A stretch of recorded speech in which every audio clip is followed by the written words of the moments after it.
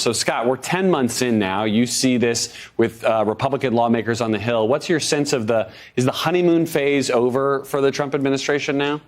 Well, they've been back home for 43 days, as you know, and they've been hearing from constituents who are concerned about many issues. But two of those are, number one, what we're just discussing, the high prices that we're seeing in America. Every time, Brian alluded to it, every time they go to the grocery store, it's a reality check. And they're realizing that inflation, grocery prices, other things are not coming down. Number two, the Epstein files. They are hearing from their constituents. And, we're going to talk a little bit more about that vote coming up in the House. But this is a concern, and especially for Republicans, they're hearing from their constituents who are part of that MAGA base that they want transparency. They want to see all of these files come out.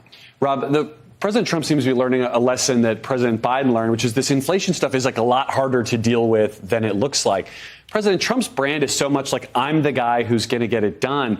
How much does this issue pose a unique problem for him? And how much does it start to make him as another octogenarian, term-limited president start to look like a lame duck? Well, Garrett, as you know, President Trump has had the economic advantage on this particular issue. Right. It's the number one issue that voters consistently say that they care about. And they look at their personal finances. And recently, polling from Scott Rasmussen has showed that they are increasingly growing concerned that their personal finances are getting worse. So I think that that's why you're seeing President Trump announce that he's going on a nationwide tour, why you see the vice president being dispatched talking about affordability.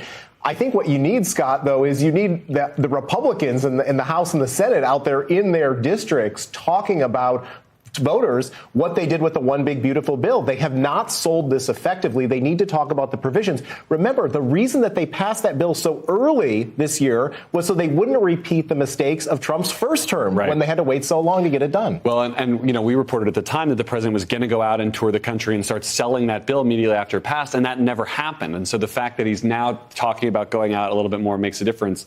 Taryn, how did Democrats capture this feeling and credibly run on solutions for it in the midterms? I mean, voters still remember, to Rob's point, that the president until recently had the advantage on this issue. They didn't trust Democrats on it in 2024. How do Democrats earn that trust back for 2026? I think the behavior of this initial Congress with the government shutdown, the DOJ, sort of all this chaos, when people were already feeling unstable in their finances, has not helped this image for the Republicans and for the Republican Party. And so I think Democrats just need to keep talking about what they're doing to fight for it. So they did do a relatively good job of trying to explain that the reason the government shutdown was about health care premiums and making it more affordable for people. And I think you're going to continue to hear more about what proposals and plans we would do to make this happen and how the Congress keeps pushing those bills and processes and legislation forward to do that. How do you, as a Democrat, or how should congressional Democrats balance what they've been doing on affordability with the talk about Jeffrey Epstein? I mean, and I want you to answer this without using the phrase walk and chew gum, right? I mean, how do you handle both of these issues simultaneously? That was going to be my answer. and can you link them effectively? I don't know. I mean, yes and no. I do think that you're going to have to do both, no matter what. And that's the truth, because you do need to balance the fact that, like, what issues are really, affecting every American, like what's impacting their day to day is what we want to be talking about and what we want to be focused on. But at the same time, the protection of children and the protection of victims and having that is something that also, that safety is almost as paramount sometimes as affordability. So I think talking about both is the only way to do that. And I think they can effectively do both. Linking them, I think, can just be this idea of when we threw the Great Gatsby party during the shutdown, right? The way to link it is this idea that they're not caring about what's happening to you. They're having these sort of let them eat cake Marie Antoinette attitude while the rest of us are suffering. And so that kind of imagery is what I think can be helpful. Well, I mean, Ro Khanna, for example, has been talking about the Epstein class, something that I'm now obsessed with. And this idea of that there's a sort of billionaire class that gets better while everything else for you gets worse. I mean, are you seeing momentum building on the Hill, Scott, for that kind of language, that kind of sort of populist pushback here to capture the full zeitgeist of this moment? I hadn't noticed until you pointed it out, but the link, of course, between Epstein and economic affordability is the fact, I mean, look who Jeffrey Epstein was. He was a financial advisor to billionaires, right? And so that is the connection.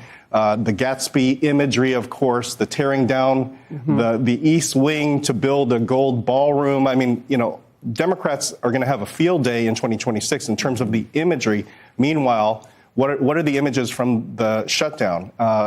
Workers waiting in food lines trying to feed their children, long lines at the airport. That speaks to the sort of idea of chaos. And so I think that there is a tie-in between all of these different things. Yes, I'm hearing that there could be a large number of Republicans that will vote for this discharge petition to force the DOJ to release the Epstein files. That's significant because the larger that number is, we know it's going to pass, the larger that number is, it's going to put increased pressure on the U.S. Senate to actually do something.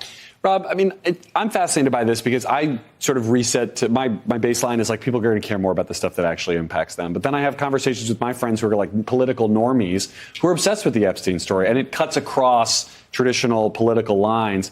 How dangerous is that issue for the White House? What would you say they should do to diffuse it in such a way that they can focus on the stuff that they can then actually control that affects people's lives? Sure. I think short term, it's going to have more attention than anything maybe somebody's going to cast a vote on in the midterm elections. And so probably getting through this vote and getting some kind of clarity from what the Senate is actually going to do. I don't think the Senate is ultimately going to do it. I can't see 60 votes for this. I think Republicans will stand united on that. What Republicans need to do is they need to pivot back and talk about some of the issues and point the blame at Democrats. Remember, it was Joe Biden who gave us record high inflation. It was Barack Obama who gave us the Affordable Care Act, which is anything but affordable. And so if they can pivot in that direction, I think that's a winning play for them. I want to ask you both this same question here because I'm interested in that too. For how long is it credible or is it not for someone like J.D. Vance in particular to say this is a Biden problem on inflation? I mean, we're 10 months into the president's term. They've bragged about it being the Trump economy when it's good. But can you square that circle? And if so, for how much longer? It's a talking point that I think works right now. It's not going to last into perpetuity. So what they do need to do is they need to point out where they are having an impact. And I think the one issue where Trump can show some real progress is energy. Yeah. The price of gasoline, the fact that we're pumping more barrels of oil. I mean, those are encouraging signs. There's a lot of development. And let's face it, that's the future of this country, really hinges on our energy policy. There's a split on that. Gas prices are down, but home energy prices are up. And the president promised he'd cut them in half in 18 months. I'm keeping track because I did that story when it happened.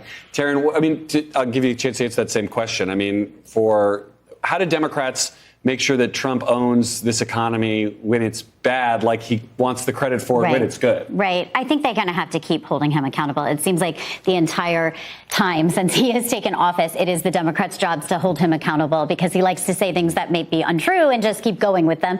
And I think we need to keep pointing out the facts. We need to it's hard not to have numbers, but we do need to keep pointing out the facts. But also people realize, I mean, they're impatient, right? Like COVID was hard and it affected our economy and we didn't have the patience for Biden for that. So if he thinks that without even sort of that hanging over his head, that he's going to be able to spend more than 10 months kind of, futzing around and not making things better for people, I just don't see how it works for him. So we're going to keep talking about that. We're going to keep trying to do what we got to do to help people. And I think that's going to resonate because people are not patient and they don't want to keep seeing this. Yeah. A colleague of ours, a great reporter here at NBC News, has a phrase that he may have stolen that says voters say please, but they don't say thank you. Correct. And they're not going to get that kind of credit on the back end. We got to leave it there. Taryn, Rob, Scott, get some rest. You've been working like crazy the last 40 some odd days. Thank you all for coming in.